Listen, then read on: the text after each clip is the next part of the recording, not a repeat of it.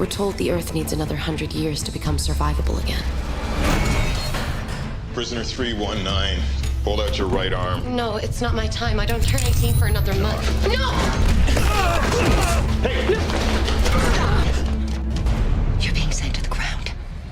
All 100 of you. I'd like to start by asking for people who haven't seen the 100 for a little bit of a background to the storyline of the show. Let's go for the first maybe half of season 1 to avoid spoilers. It's meant to be about 100 years after a nuclear war has sort of made the Earth unlivable. So everyone's been living in space for several generations on a sort of conglomerated space station. But the resources in the space station are running out, so they have to send people back to Earth to see if they can live there again, because they can't live on the Ark anymore.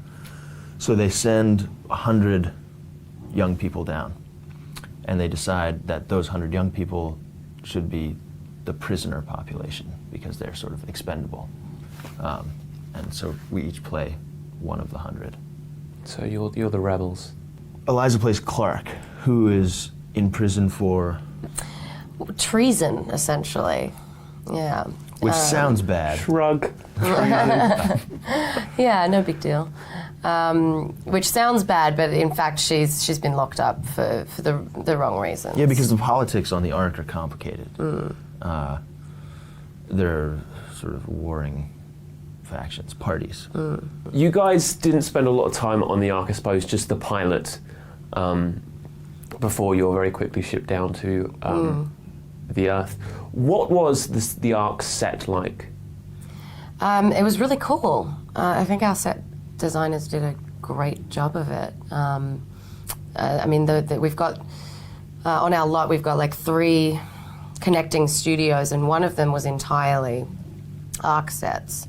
So you could get lost in there. There's lots of little kind of rooms and hallways, and it's really fun.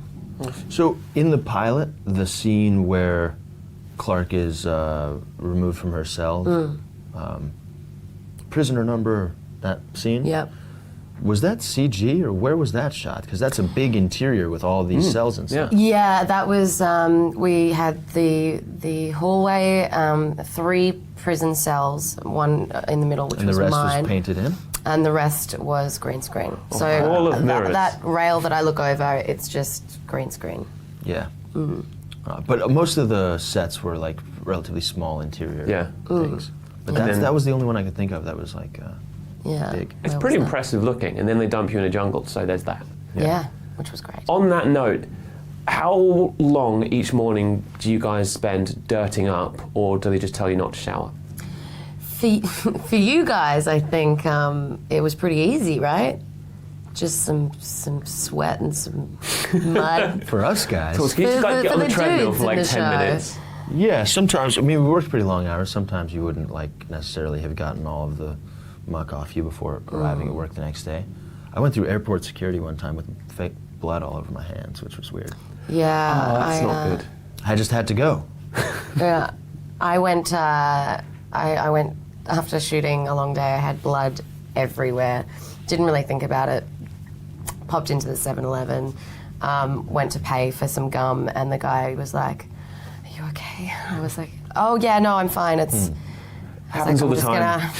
I'm just gonna go. It happened quite often. Gum, huh? Airport security, yeah, likely story.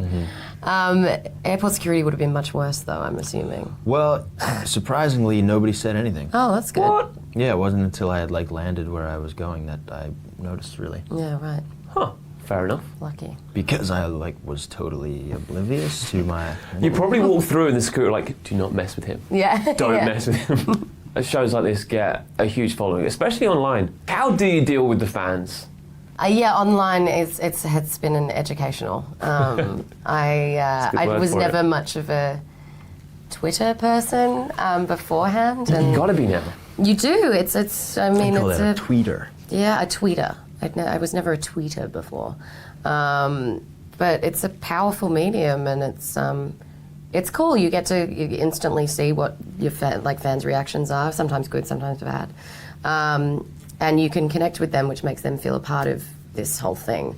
And I think that's that's pretty cool, really. So for people excited about the show, and people who want to see the show but maybe aren't sure what they're investing in, what would you say to them that they can expect from the 100? I think people can expect a lot of adventure, a lot of action, also some really great character stories, you know, and I mean a lot of twists and turns as well. It's certainly a grittier show than a lot out there, and I think people are going to enjoy that. Think this is a game? We won't survive here on our own. See you on the other side.